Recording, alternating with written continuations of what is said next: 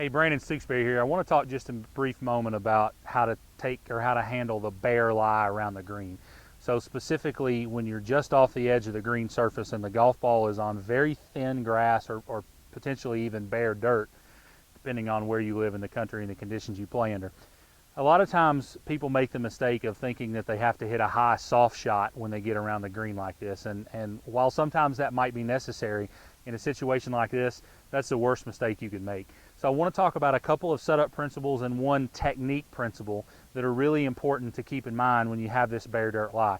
First of all, you want to try and hit a shot that stays very low to the ground and running, so it won't carry very far in the air. It'll spend the majority of its time releasing and chasing back toward the hole on the ground.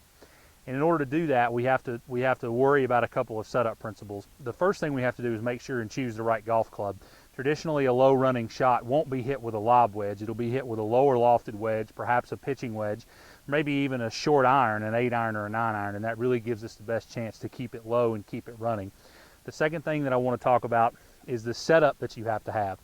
The golf ball has to be positioned somewhere between the middle of your stance and the inside of your right foot. So let's call it the back half of your stance. So I would want the golf ball approximately right on the inside edge of my right foot.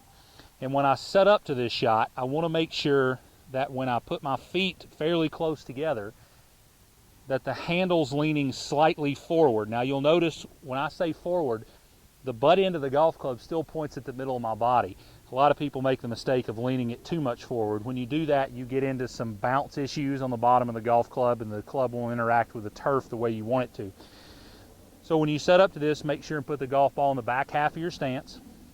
Let your arms hang naturally from your body so that the butt end of the golf club sits right in the middle of your belly button. When you do that, you'll notice that the majority of your body is forward of the golf ball because it's back in your stance, and your hands are also slightly forward because the shaft is pointed at the middle of your body. Okay? You get those two setup principles down, and you've really got a good chance of hitting this shot. Briefly, I want to mention just one technique aspect.